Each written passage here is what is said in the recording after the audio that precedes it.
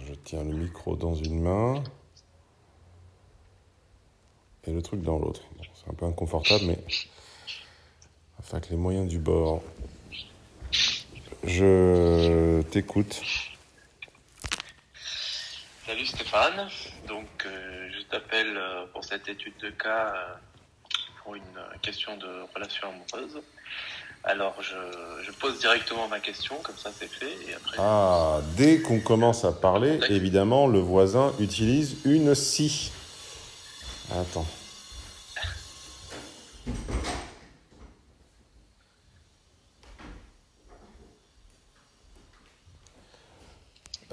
Je suis obligé de te faire dire que tu es informé, que tu es actuellement enregistré. D'accord, je suis d'accord. Et que tu l'acceptes pour une durée de ton choix.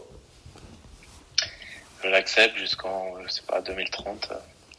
2030, oh, c'est pas longtemps, ça fait 7 ans. Bon, on va essayer d'y penser. Alors, on va dire 2040, voilà. 2040, très bien. Alors, on t'écoute. Tu m'appelles parce que tu as réservé une étude de cas ou parce que tu es VIP ? Je suis VIP intégral. VIP intégral, donc la formule du milieu. Depuis combien de temps ? Ouais, depuis 2 ans. Ah, 2 ans déjà. Très bien. J'imagine que c'est pas ta première étude de cas ? Eh bien si, Stéphane. C'est ta première étude de cas en 2 ans. Bon, ben, souviens-toi que tu as droit jusqu'à une par mois, donc tu en as manqué 23. Écoute, j'ai pu, on va dire, avec ton contenu, gérer, on va dire, les relations passées, sans passer par l'étude de cas. Donc voilà. Et là, voilà, je pensais que c'était suffisamment important pour moi pour faire cette étude de cas. Ok, juste avant de commencer, un petit retour sur tes 2 ans de VIP. Est-ce que tu es satisfait à la fois des contenus et des gens à ta disposition ? Donc oui, je suis très satisfait des contenus. Bon, mon abonnement VIP a commencé par justement à l'époque, on pouvait réserver encore des études de cas en direct. Bon, après ça a changé, je crois, et, à nouveau. Et à l'époque, tu m'as dit, avant de commencer par l'étude de cas, commence par certains séminaires. Donc j'ai commencé par ça et effectivement, les contenus sont très riches, même parfois. Au rythme d'un séminaire, je parle le matin plus l'après-midi par mois, c'est déjà suffisamment riche pour bosser pendant un mois. Donc même parfois c'est même un rythme un peu trop soutenu même, en fonction de. Donc très satisfait par rapport à tes contenus et puis voilà, je t'avais découvert un peu avant de m'abonner, donc quelques années avant, en suivant tes contenus gratuits. Donc voilà. Eh ben on t'écoute. Et voilà. Et puis c'est appréciable aussi la classe prépa où on peut échanger de manière plus informelle avec tes collaborateurs, avec tes préparateurs. C'est appréciable. Donc j'y vais. Je pose la question à propos de cette relation amoureuse. Donc, est-ce que c'est une relation qui va à l'échec ou est-ce que j'ai véritablement une marge de manœuvre et puis je peux construire une relation constructive avec cette fille. Donc, au sujet de cette fille, elle est plutôt en fin de vingtaine. Moi, je suis en fin de trentaine. C'est une relation qui dure depuis 4 mois. Pour te donner des éléments de contexte au niveau timing. Bon, ce qui me pose problème, c'est aujourd'hui toujours un peu la présence de son ex dans l'équation. Elle s'est séparée de son ex, on va dire, en début de cette année. Donc, il lui a dit qu'il souhaitait faire une pause. Donc, c'est lui qui a plutôt mis un terme à la relation. C'est quand même une relation qui a duré 8 ans pour elle. Donc, c'est une longue relation. C'est sa première vraie longue relation. 8 ans, sachant qu'elle est en fin de vingtaine, donc ça veut dire que ça a commencé au tout début de sa vingtaine, voire juste avant. Voilà, c'est ça. Exactement. Et donc c'est lui qui a mis un terme à la relation en lui proposant de faire d'abord une pause. Enfin, il lui a proposé une pause. Il s'avère que à ce moment-là, elle vient d'un autre pays et que elle a déménagé pour rejoindre sa mère dans le pays où je me trouve actuellement et où nous nous trouvons. Donc sa mère qui vit ici depuis plusieurs années déjà, qui est mariée. Donc le fameux ex habitait un autre pays, c'est ça? Exactement. Les deux habitaient dans un autre pays. Ok. Il y a la différence culturelle a une importance ou pas du tout? Il pourrait y avoir un biais culturel. On parle tous les deux français ensemble, mais effectivement, ça se passe quand même en Europe. Ok. Et plutôt dans un pays d'Europe continentale très à l'est. Ok.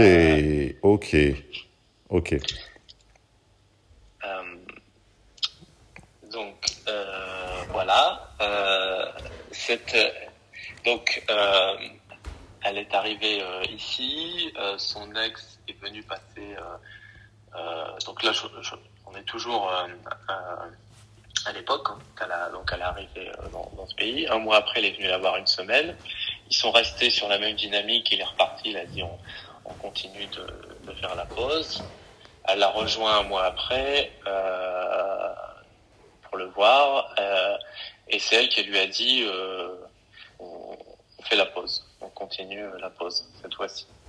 Et moi, je l'ai rencontré donc deux mois après qu'elle l'ait vu pour la dernière fois. Depuis, ils se sont pas revus.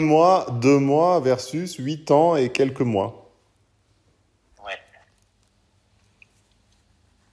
Donc ta compagne, enfin je vais te laisser, après on va me reprocher d'interrompre, donc je vais te laisser dérouler jusqu'au bout.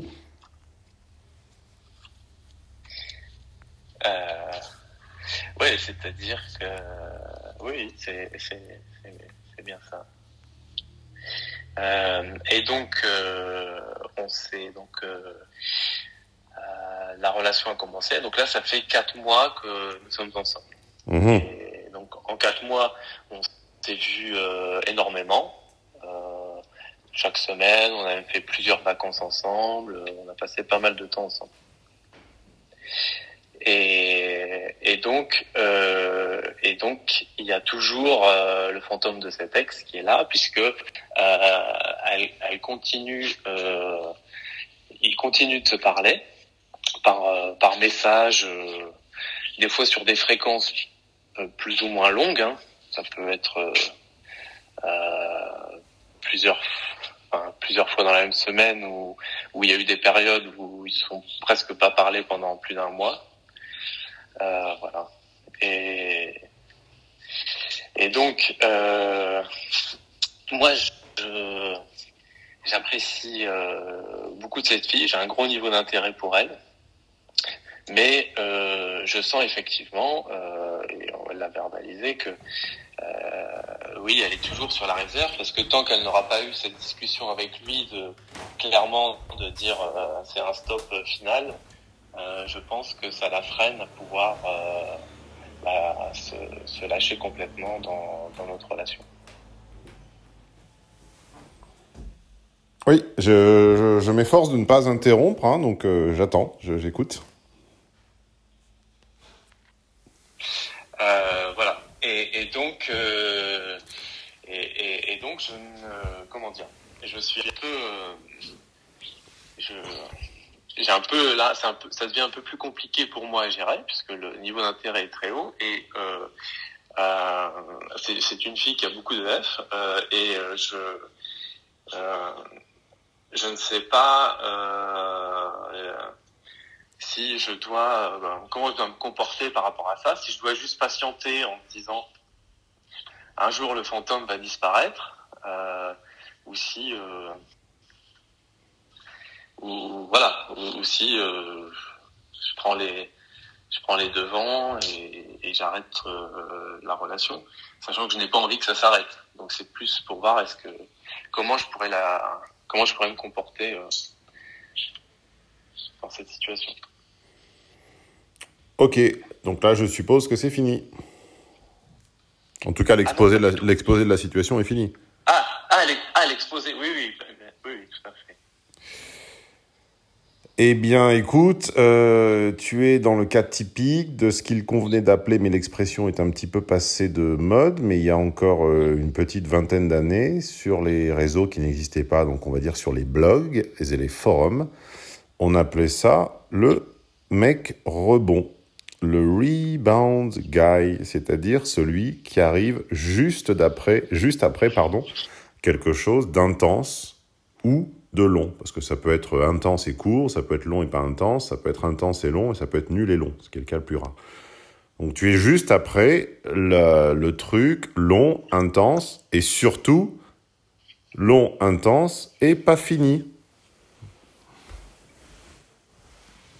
Puisque je suis désolé, ils ne se sont pas séparés, ils ont très certainement un différent de feuille de route, et comme ils n'ont pas eu le courage de le verbaliser et d'en tirer les conséquences et de mettre un point final, le différent de feuille de route s'est transformé en une pause agrémentée d'étreintes, de revoyures. Donc ça n'est pas du tout fini, ça n'est en rien fini, et toi tu es le nouvel officiel avec qui, ou plutôt elle parle certainement à Alex, qui pour l'instant est l'homme de sa vie, parce que 8 ans sur 20, mettons qu'elle est 28, j'en sais rien, 8 ans sur 28, si elle a été pubère à 14 ans, 14 moins 28, 14, 8 sur 14, c'est 2 tiers de sa vie amoureuse. Enfin, c'est 2 tiers de sa vie de femme. Donc, on parle de toi qui représente 4 mois. Toi, tu représentes 4 mois sur 14 ans, et lui représente... Non, pardon, pas sur 14 ans, parce que tu m'as dit que... Ah bah si, sur 14 ans. Tu représentes 4 mois sur 14 ans et 4 mois, et lui représente 8 ans sur 14 ans. Donc ça veut dire que toi, tu représentes 1 sur 14, ça ferait 6%, 6-7%, ça ferait 7%, et toi, tu es un tiers de ça, donc tu es 2% de sa vie amoureuse, en ordre de grandeur, et lui est 50% de sa vie amoureuse. Donc tu n'as aucun droit. Et cette femme n'est absolument pas disponible à engager une nouvelle relation longue avec quelqu'un. Et certainement pas avec toi, et je n'y peux rien. Je ne suis pas marabout. Et pourquoi tu dis certainement pas avec moi ? Non, j'ai pas dit certainement. Pardon, je reformule. Ça n'a rien à voir avec tes qualités et tes défauts personnels. Ça a à voir avec le timing. D'accord.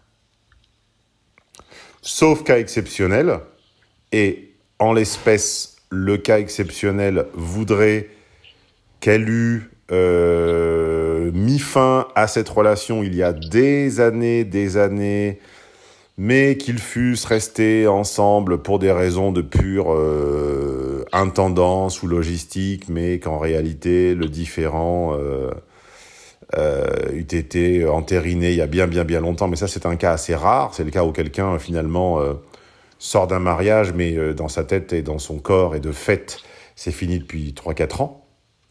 Mais là, en l'occurrence, c'est pas le cas. En fait, tu découvres à 30 ans, un petit peu comme on l'a tous découvert, entre, on va dire, 24, 25 pour les précoces, et parfois 35, 40, voire plus pour les plus lents à détente. Tu découvres le tragique des relations amoureuses, qui consiste à dire que tes qualités intrinsèques pèsent peu face au secret agenda, à la feuille de route et au timing. Tu as mon séminaire feuille de route ? Oui. D'ailleurs, j'ai essayé d'identifier le sien, mais elle est plutôt en reconstruction d'un nouveau secret agenda. C'est peut-être ça aussi qu'il a... Je pense qu'elle fonctionne par évitement. J'ai pas réussi à la mettre dans une autre catégorie que celui par évitement pour l'instant. Si, et effectivement, elle est plutôt en train de... Peu importe à la limite sa feuille de route actuelle, c'est secondaire. Ce qui importe, c'est que un, tu n'as pas la raison exacte de leur séparation. Deux, ça J'ai n'est peut-être des éléments. deux, ça n'est pas à son initiative à elle. 3, il représente 8 ans sur 28, ou plus précisément, sachant que les 12 premières, on va dire qu'on n'est pas dispo affectivement pour quelqu'un d'autre que ses parents. Donc il représente près des 2/3 de sa vie de petite fille potentiellement amoureuse. Et 4, le timing de la rencontre la rend impossible. Et on l'a tous vécu, moi également, et ça s'appelle le tragique, c'est-à-dire c'est la force contre laquelle tu ne peux rien. Tu sais, quand tu es dans l'eau et que tu fais pas attention au courant, tout peut très bien se passer pendant des heures, ces heures peuvent représenter symboliquement des années de ta vie, et il y a un moment, tu vas passer dans un courant. Et tu vas te mettre à transpirer à grosses gouttes parce que tu vas te rendre compte que la masse de l'eau est 1000 ou 100 000 fois plus forte que n'importe lequel de tes mouvements. Et tu vas dériver de quelques mètres avant que le courant ne te laisse rentrer. Tu vois cette sensation ? Ouais.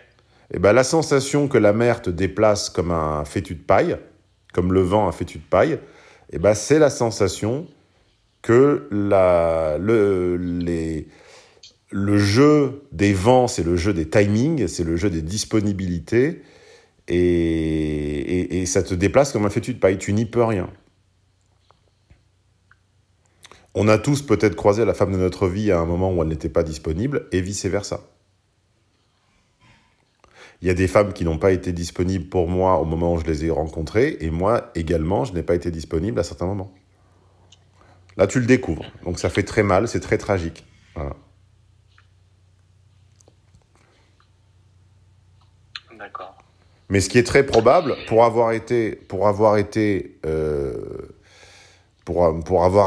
à plusieurs reprises dans la peau de son ex, ce qui est très probable, c'est qu'elle lui parle, et ce qui devrait te piquer ton orgueil si tu en as un, sans le pronom, piquer ton orgueil si tu en as un, c'est qu'en fait, toi, tu es en train de parler d'elle à un inconnu, en l'occurrence un professionnel des études de cas, mais elle est en train de parler de toi à son ex.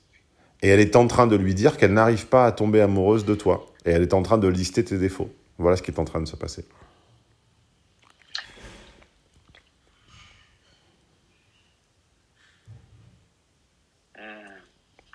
Tu veux dire, oui, ça, inconsciemment, quand tu dis, elle est en train de parler à son ex, elle est en train de lister mes défauts, c'est le...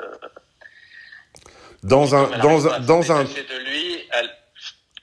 un trouble, puisque que tu le veuilles ou non, vous êtes un trouble, de corps ou d'esprit, ça se discute. Moi, je pense qu'ils couchent ensemble, mais bon, ça me regarde pas. Non, parce qu'il est dans un autre pays, ils se voient pas, ils se sont pas revus. Ouais. Bon, ben ça te sauve, mais ça ne te sauve que temporairement.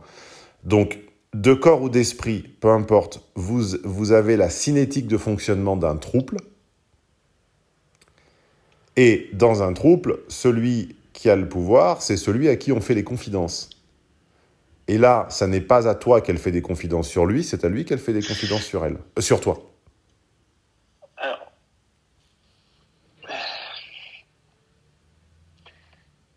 je voudrais mettre un bémol là-dessus. Ah bah, comme il te plaira. Ou alors peut-être te donner plus d'éléments de contexte. D'accord, très bien. Contextualise autant que tu veux, il n'y a pas de problème. Elle n'a toujours pas parlé. Elle lui en a toujours pas parlé. Elle ne lui a toujours pas parlé de moi. Et le niveau de leur discussion, c'est plutôt sur des... Qu'est-ce que tu en sais ? Pardon, qu'est-ce que tu en sais ? On en a déjà parlé. Je lui ai déjà posé la question. Et on est déjà arrivé à cette discussion, à cette conclusion que il fallait qu'elle ait cette discussion avec lui pour de clair en disant ne prends jamais pour argent comptant les déclarations des gens.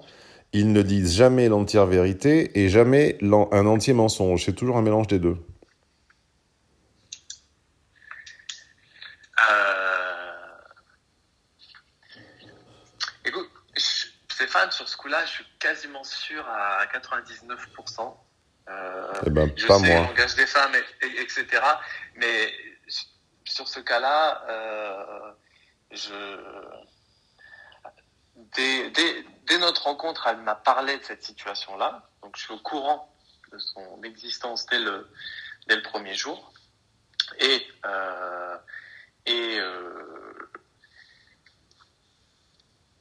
j'ai comment dire, j'ai fait quelque chose que tu avais mentionné de pas très bien dans Logique les jeunes filles 3, je crois. Et j'ai pu voir que la nature des échanges était très basique. Était sur des choses voilà, de leur réseau d'amis, de quotidien, de parents, de longue vie commune, mais justement, elle m'a bien confirmé qu'il n'arrive jamais à lui se braque quand il s'agit de parler de la question des émotions ou du couple, et il ne parle pas de ces choses-là. Donc lui, il n'est pas au courant que j'existe. Mhm. Et moi, je sais que non, ça, j'en suis sûr. Et justement, on a eu cette discussion où là, actuellement, il lui a proposé de se voir. Et elle m'en a parlé. Elle m'a dit, qu'est-ce que t'en penses? Je lui ai dit que si elle allait le voir, il fallait qu'elle ait une raison bien précise. C'était soit pour avoir la discussion claire et mettre un terme à la relation, soit si c'était pour passer du bon temps, bon bah moi j'arrêtais quoi. Et donc voilà, là pour l'instant elle a mis en pause son déplacement, et voilà. Et donc là, quand je lui ai reposé la question, je lui ai dit finalement, tu as pris une décision par rapport à ça? Elle a dit non, je ne pense pas que je vais y aller. Tu n'oblitères que très partiellement mon raisonnement. La seule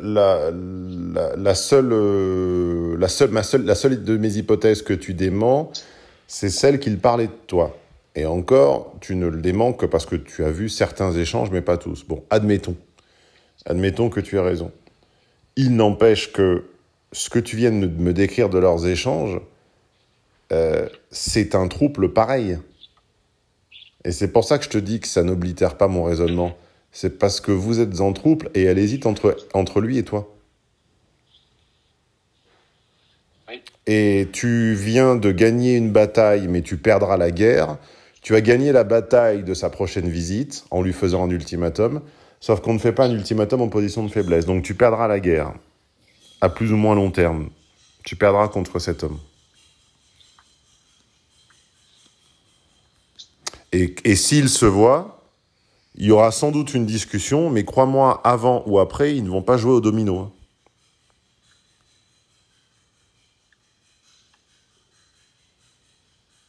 Ouais, je sais. Il y a une énorme... C'est pour ça que je l'ai verbalisé. C'est pour ça que je lui ai verbalisé comme ça. En lui disant, voilà, je suis pas dupe par rapport à ça. Donc, il y a une énorme différence entre cette personne a fait partie de ma vie, nos feuilles de route n'ont pas coïncidé ou tel trait de nos caractères est trop antagoniste, néanmoins j'ai du respect pour elle.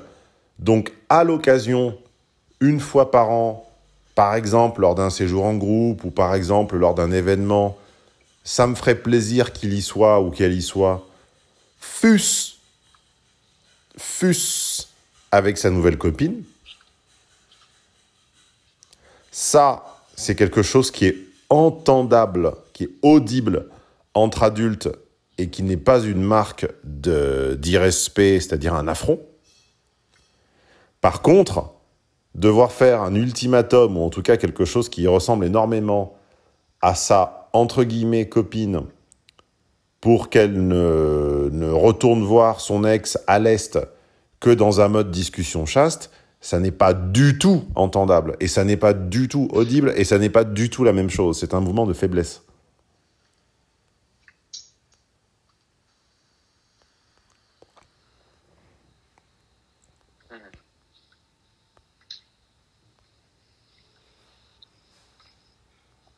Ok. Tu as fait une erreur en te laissant submerger émotionnellement par quelqu'un qui n'était pas disponible. C'est une erreur. Ouais, je sais, mais bon.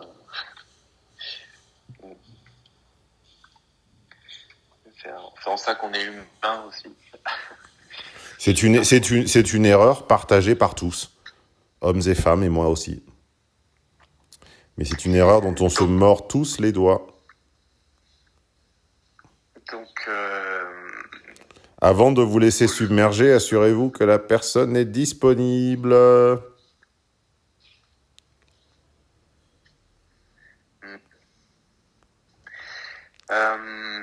donc, tu as dit un point, j'ai noté un point important, c'est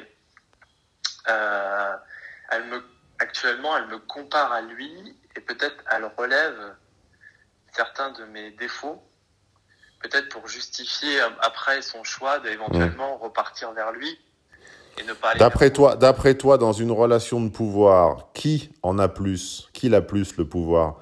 Celui qui est comparé à un autre ou celui qui sert d'étalon pour la comparaison? Ouais, la réponse est dans la question. Mmh. Oui, non, mais je sais qu'en égo, je suis en défaveur. Et en plus, mon niveau d'intérêt est haut, donc ça m'empêche parfois de pouvoir aussi jouer le froid quand c'est nécessaire. Là, j'essaye parfois de jouer un peu le froid, mais je me fais un peu violent. Mmh. Donc je vois que là, j'ai réussi à jouer un peu le froid, ça fonctionne. Hein. C'est-à-dire que je pense qu'elle tient quand même à moi, mais qu'effectivement, comme tu dis, il y a toujours une possibilité qu'elle reparte avec lui, sachant qu'effectivement, techniquement, leur feuille de route, il y a beaucoup de contraintes aujourd'hui dans leur vie respective qui fait que pour eux, ils n'ont pas la capacité de remettre en place une feuille de route commune. Voilà. Donc elle est encore mentalement mentalement avec lui, et elle l'est 2 fois plus, puisqu'ils sont séparés, non pas par leur baisse de niveau d'intérêt, mais par un tiers. Alors, il y a eu une baisse de niveau d'intérêt quand même. Là, en 8 ans, c'est fatal. Oui, non, mais sur la fin, elle m'a dit, la dernière année, c'était pas... Ouais, c'était pas... Mais...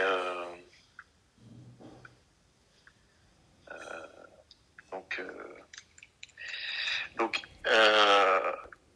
la question, c'est est-ce que je dois me dire, c'est forcément un échec ou il y a quand même une chance que... Oui. D'accord. Tu n'as aucune chance, aucune. C'est clair? Il aurait fallu que... Non, il n'aura rien fallu du tout, elle n'est pas disponible. Et voilà, elle aurait été disponible peut-être... mais on ne saura jamais. Ou après moi, quand... voilà, c'est ça. On l'a tous vécu. Je te comprends. J'entends ta douleur. Mais à un moment, il faut aussi que tu m'entendes toi. Oui. Tu es ce qu'on appelait, il y a un certain temps, je dis avant que l'expression ne passe de mode, le rebound guy. Je te renvoie à des articles que j'ai écrits il y a plus de 15 ans, de rebound guy.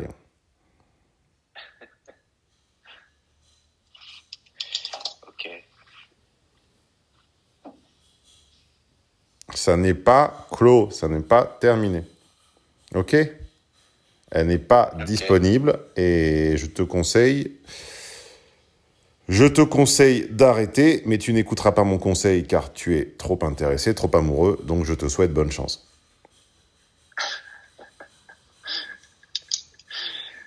Merci pour ton empathie. Je te conseille d'exploiter au maximum les études de cas qui sont à ta disposition, d'appeler plus d'une fois tous les 2 ans.